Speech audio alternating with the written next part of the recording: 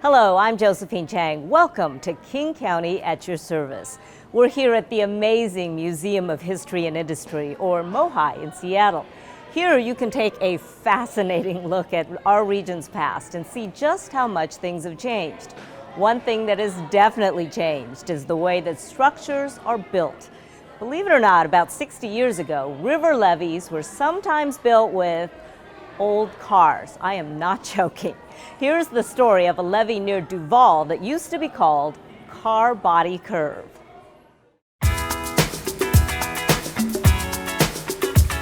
This project is the Cinema Qual Revetment Reconstruction Project, a bank protection facility that provides protection to the Snoqualmie Valley Trail, State Route 203, and to regionally important fiber optic lines. So it's one of those few locations where the regional infrastructure is pinched up between the river and the hill slope. Over time, the river has eroded at the bank. And so in the 1950s, someone related to the railroad, we believe, built a car body revetment against the riverbank. So that's why this location is known to some locals as Car Body Curve.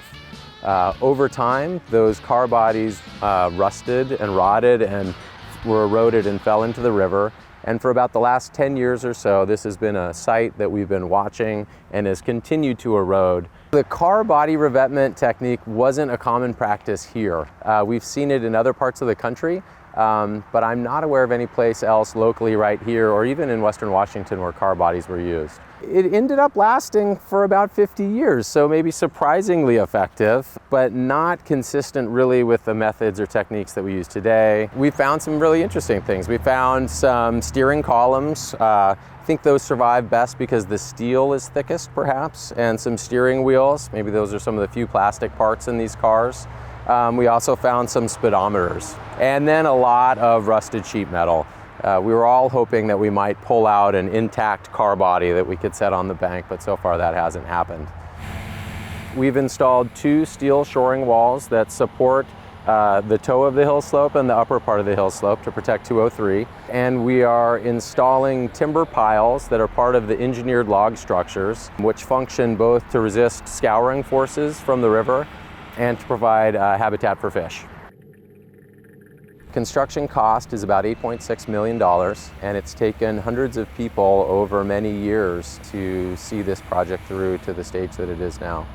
You know, it's very important regional infrastructure. I mean, this is the main route through the Snoqualmie Valley.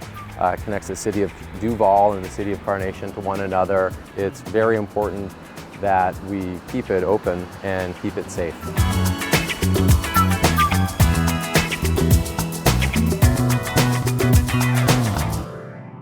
You know, the farms in the Snoqualmie Valley are always so picturesque, but because it rains so much here, many King County farmers can't get into their fields until early summer. The late start can really impact their farm production. But Kimberly Hill tells us about a new county ag program designed to change that. 150 acres of farmland outside of Duval. It's been productive for generations. This valley's been farmed for a long, long time, all of my life, and that goes back 75 now. So. But development and costly maintenance of drainage systems are making the fields too soggy to work too many months of the year. They're not getting in here until late May, June, even July in some cases, so it can really limit their productivity. So now they're getting some help. Landowners are partnering with King County and the Conservation District on an Ag Drainage Assistance Program, or ADAP. It's designed to open up drainage and cut red tape. We are really helping them through a lot of the challenging aspects of the project, which is developing a site plan and getting it through the permitting process. There's so many regulations at the state level, at the federal level, at the county level. It is almost impossible for any one particular farmer to be able to do this without the help of people who do it all the time, without the county helping them. The Conservation District helps fund projects with grant money from the Flood Control District. Special emphasis is placed on moving fish and preserving habitat. So basically we just catch them and then we move them to a site that is safe for them again. We release them. And just halfway through this project, the landscape looks a lot different. On the other side of the valley, a farm called West Valley Beef. We milk cows for a living here since the 30s. It's a long-time dairy family. My husband and I took the farm over in about 1999. We decided that there we could find a good business with grass-fed beef. But there's been a drainage problem here, too. We've actually flooded out here in April and March, and we are out here calving the third week of March, and we've swam cows out of here, and we've had babies are stepped on, and moms get crabby, and you end up using a lot more feed, and so the drainage systems are really the key. They've been working on an add-up project for the last year. The difference is remarkable. But we really never would have done it if there wasn't financial assistance for this project. And now the hope is that more landowners will participate and more acres of prime farmland will be put back into production. That's a win for fish, for farmers. It's more on the land earlier. The land's more productive, farming later into the season. So, that's two victories right there. And you folks in Seattle and Bellevue and benefit by having the kind of vegetables and food that you want at your local farmers market. To find out more, visit the King Conservation District at kingcd.org.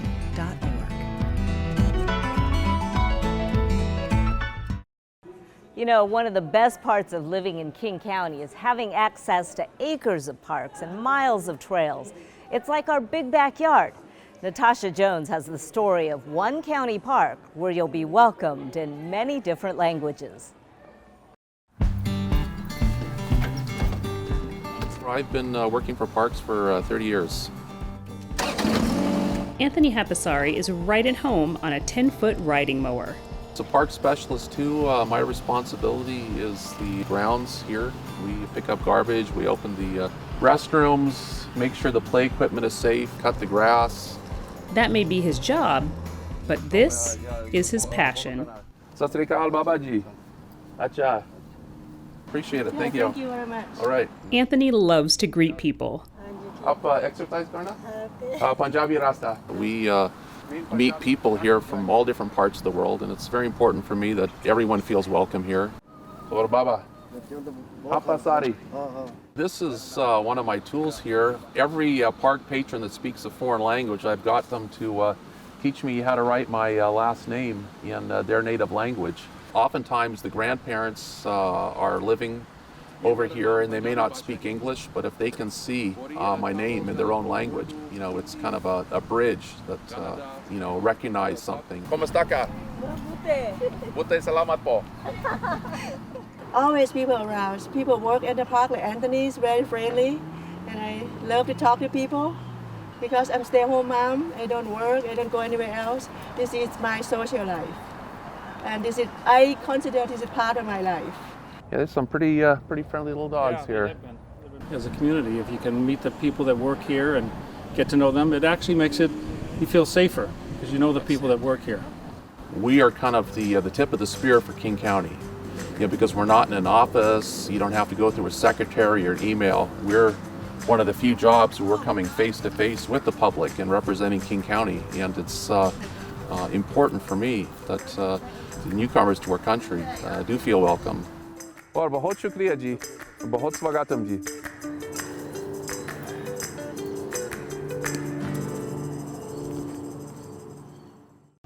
Cool. Just playing with the Mohai exhibit there. It's part of my job. Having a job and being part of the workforce for many of us is just something we take for granted. But imagine not being able to find a job because you were born with a developmental disability. King County's Supported Employment Program is breaking down the barriers. I work downtown in the King County Courthouse. I've been working here 17 years now. I'm the mail clerk for the King County Council. I had a lot of things, seeing a lot of people come and go,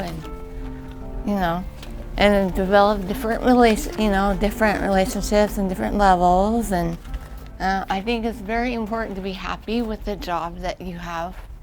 I think we learn a lot from Brooke, not just about the administrative job, but it's a reminder to us that people with developmental disabilities have something to contribute. And having her working in an environment with the elected officials is really powerful because we see every day what people with developmental disabilities can accomplish and contribute. A lot of the folks that we're supporting, they've been told no a lot or that they can't do something a lot. And we want people to be excited and really have a chance to experience successful work right away. I think that all of us have challenges. We all have areas that there's limitations we have that we shouldn't be told that we can't do or that we're incapable. She's so self-confident now.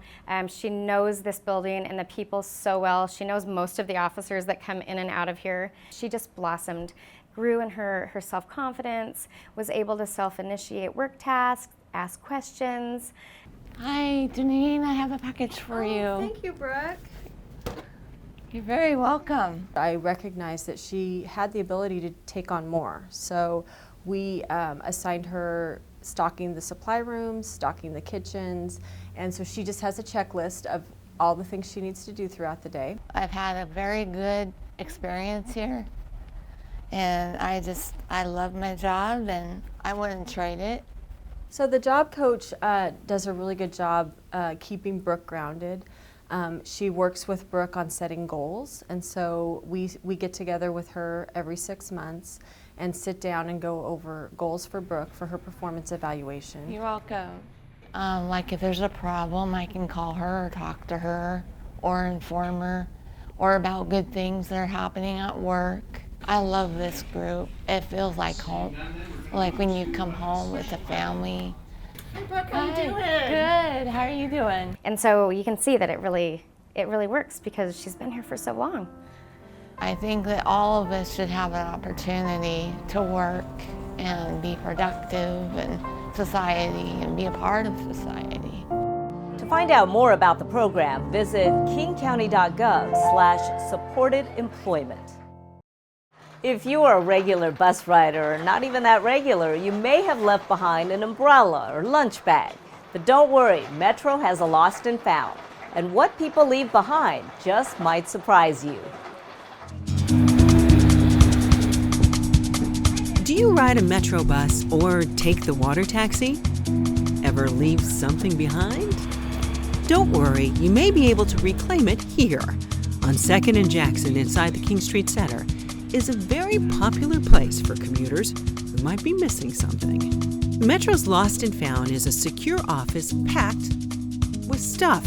More than 3,000 items that come in every week. And we get a lot of different stuff. Backpacks, luggage, coats, a wheelchair, crutches, shoes, gloves, umbrellas, wallets, purses, a lot of IDs, bus cards, jewelry, medicine, you name it, we didn't have it through Lost and Found.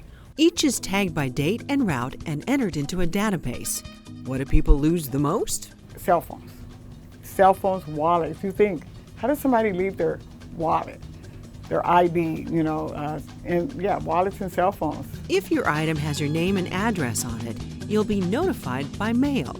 You'll have 14 days to claim it before it's turned over to King County Surplus and eventually donated. But before that happens, all IDs and credit cards are destroyed. Library books are returned. Glasses and sunglasses are donated to the Kiwanis Club. Information is cleared off cell phones, and they're donated too. They recycle them, and they get the money and they buy phone cards, and they give to the armed services, so they can call home. Yeah. And then there's these, in every style and color, and other things you might expect to lose. These are keys. So these are keys that's lost on the bus. And others, maybe not. Teeth. Somebody left their teeth. They were never claimed, but for the most part, we do our best to return your lost items. Morning, can I help you? To contact Metro's Lost and Found, call 206-553-3000. Visit online at kingcounty.gov/metro or visit in person at King Street Center in Pioneer Square, 201 South Jackson Street. Thanks for joining us here at MoHi for King County at your service. I'm Josephine Chang. If we can be of service to you, visit us online at www.kingcounty.gov/KCTV. See you next time.